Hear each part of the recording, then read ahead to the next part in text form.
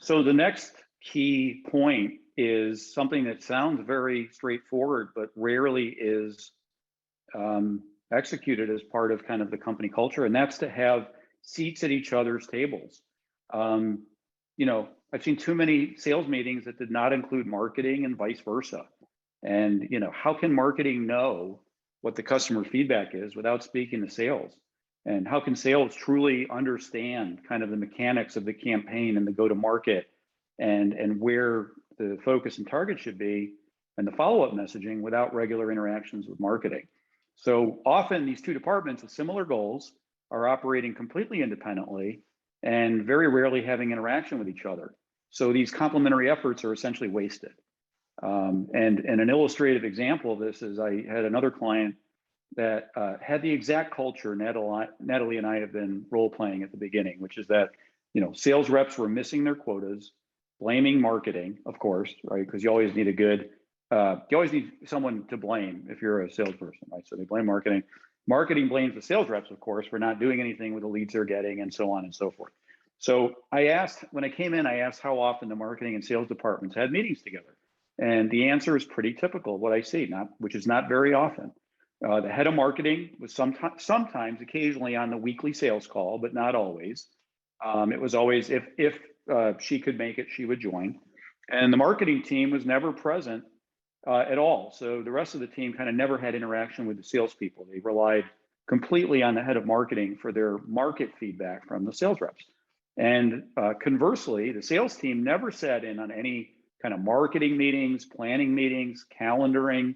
So the only communication they ever had across departments was basically hostile emails, which complained about poor teamwork and communication and just overall really a bad culture.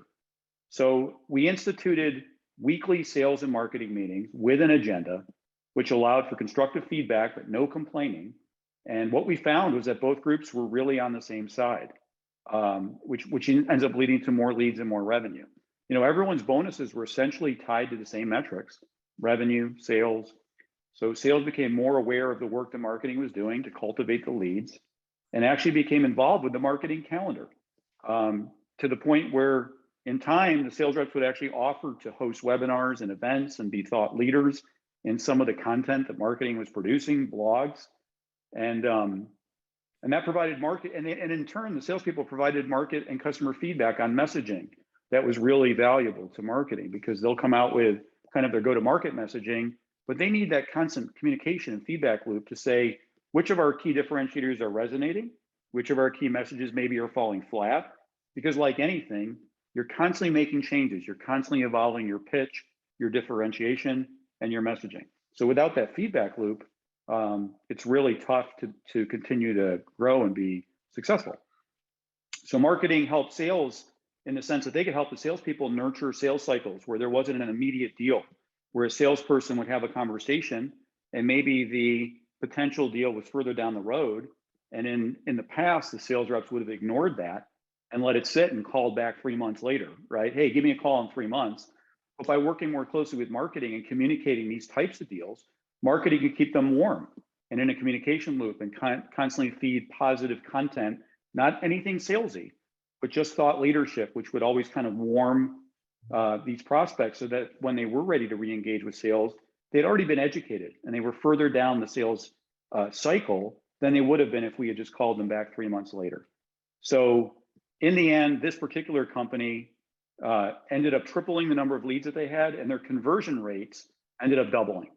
So, the action item here, while it's not complicated, it's really just being on top of this. Look at your calendars. How often do marketing and sales share meetings, and make a deliberate effort to have some kind of sales marketing alignment meetings on a regular basis, which is not just leadership, it's leadership plus the teams that are actively doing the work. Whether it's QBRs every quarter, but it has to be more frequent. In my mind, it's usually weekly or biweekly. Make sure those are set up. They have agendas ahead of time, that the participants are actually offering up ideas for the meetings, and you'll start to see real improvements in the engagement and the results. Yeah, I just want to add, it's so important to have a call with marketing and sales outside of just that giant 2-hour revenue call on Monday mornings. that's where people are not engaged. They're not actually communicating with each other. You're listening while you're passively working on something else. We all know that that happens. So yeah, these are great points, Todd. Also want to add value. That's what you're saying about marketing, content, sales. We all need to deliver value to the prospects, and that's what's going to get them calling us back or thinking of us when it's time to purchase.